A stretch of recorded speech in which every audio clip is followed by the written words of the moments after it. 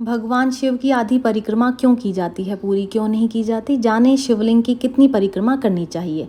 सनातन धर्म में मंदिरों में जाने और वहां पूजा करने के कुछ नियम निर्धारित किए गए हैं और इन्हीं में से एक नियम है शिवलिंग की परिक्रमा, जो कि हमेशा ही आधी की जाती है। लेकिन बहुत से लोगों के मन में ये शंका होती है, आखिरकार शिवलिंग की आधी परिक्रमा ही क्यों?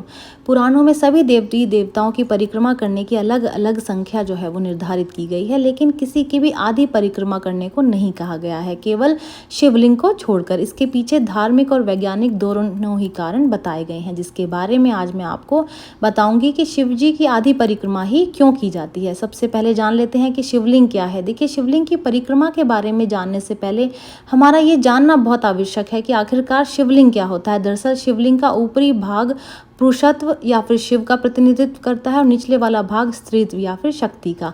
इसके अलावा शिवलिंग के रहस्य को विस्तार से जानने के लिए वीडियो का लिंक डिस्क्रिप्शन बॉक्स में दे दिया गया है, आप उस पर क्लिक करके विस्तार से जानकारी ले सकते हैं। देखिए, शिवलिंग में ऊर्जा का अथाह भंडार होता है, जिसके कारण इसके आसपास आध्यात्मिक ऊर्जा का संचार हमेशा ही होता रहता है, जो कि गर्म होता है। इसलिए शिवलिंग के ऊपर हमेशा आपने देखा होगा कि एक मटकी रख दी जाती है, जिसमें से बूंद बूंद रूप में जल शिवलिंग पर गिरता रहता है और उसे ठंडा रखता है। शिवलिंग में अथाह ऊर्जा का स्रोत होने के कारण इसे घर में रखने के लिए भी मना किया जाता है। अब जान लेते हैं सोमसूत्र या फिर जलधारी क्या है। कुछ लोग इसको जानते भी होंगे, लेकिन जो लोग नहीं जानते हैं वो वीडियो में ध्यान लगा के सुने।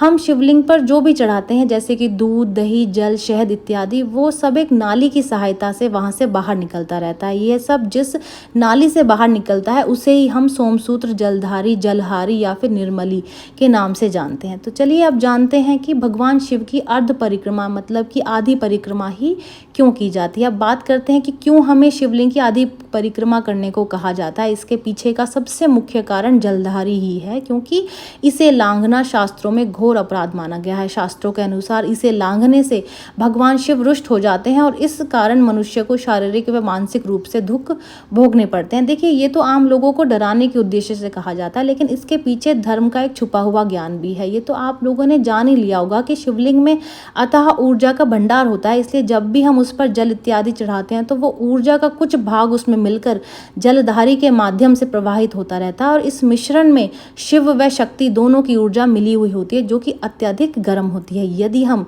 शिवलिंग की परिक्रमा करते समय इस जलधारी, जहाँ से ये जल जो है वो निकलता रहता है, उसको लांघते हैं तो लांघते समय ये ऊर्जा हमारे दोनों पैरों के बीच में से शरीर में प्रवेश कर जाती है, जिससे हमें वीर्य या फिर रज संबंधी समस्याओं का सामना करना पड़ सकता है। इसके साथ ही हमें देवदत्त एवं धनंजय वायु के प्रभाव में रुकावटों का सामना भी करना पड़ सकता है। कुल मिलाकर शिवलिंग में सोमसूत्र को लांघने से मनुष्य को कई शारीरिक एवं मानसिक समस्याओं का सामना करना पड़ सकता है। इन्हीं कारणों से शास्त्रों में शिवलिंग को, जलधारी को लांघने को वर्जित माना गया है। तो चलिए अब जान लेते हैं कि शिवलिंग की जो परिक्रमा है वो आपको कैसे करनी है। देखिए, शिवलिंग की परिक्रमा को अर्धचंद्राकार परिक्रमा के नाम से भी जाना जाता है, जिसको करने के कुछ नियम होते हैं। आइए शिवलिंग परिक्रमा करने की पूरी प्रक्रिया के बारे में जानते हैं।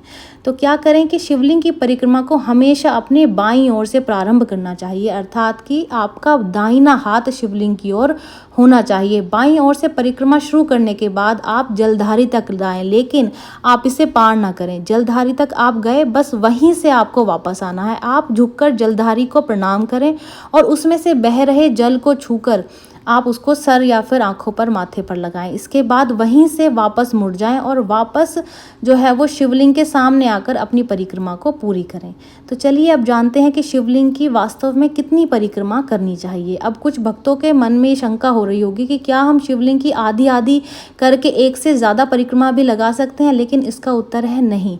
शास्त्रों में शिवलिंग की परिक्रमा करने की जो कुल संख्या है वो आधी ही बताई गई है।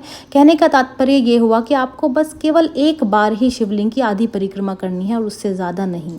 लेकिन क्या कभी शिवलिंग की पूर्ण परिक्रमा भी की जा सकती है? वैसे तो शिवलिंग की पूर्ण परिक्रमा करने की मनाही है, लेकिन शास्त्रों में शिवलिंग की पूर्ण परिक्रमा करने के भी कुछ नियम बताए गए हैं। इसके अनुसार यदि जलधारी जो है वो भूमिगत हो या उसे किसी चीज़ से ढका गया हो, तो ऐसे में उसे लांघा जा सकता है। शिवलिंग की आधी परिक्रमा करने को इसलिए कहा जाता है क्योंकि इसके ऊपर से जाने पर जलधारी की ऊर्जा हमारे अंदर प्रवेश कर सकती है, लेकिन यदि ये भूमिगत होगा या ढकी हुई होगी तो ऐसी स्थिति में शिवलिंग की पूर्ण परिक्रमा की जा सकती है।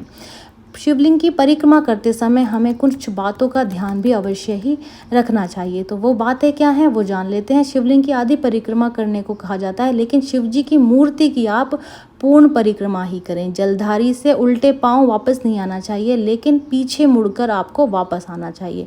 जलधारी से वापस आने से पहले उसके जल को अवश्य स्पर्श करके अपने सिर से लगाएं और शिवलिंग की परिक्रमा करते समय छोटे बच्चे को गोद में ले लें या फिर आप उसका हाथ पकड़ लें, क्योंकि वो गलती से जलधारी को लांघ सकता है। जलधारी जब पूरी तरह से ढकी हुई हो, ऐसी स्थिति में ही आप उसे लांघें, अन्यथा बिल्कुल भी नहीं। उम्मीद है दी गई जानकारी आपके काम आएगी, आपको लाभ पहुंचाएगी। वीडियो अच्छी लगे तो फैमिली और फ्रेंड्स के साथ में शेयर कर दें, चैनल को सब्सक्राइब कर दें, नोटिफिकेशन बेल को ज़रूर दबाएं ताकि आपके पास हमारी नई नई वीडियोज़, नई नई जानकारियाँ इसी तरीके से पहुंचती रहें। तो चलिए मिलते हैं नई वीडियो में नई जानकारी के साथ। जय शिव शंकर, जय भोलेनाथ।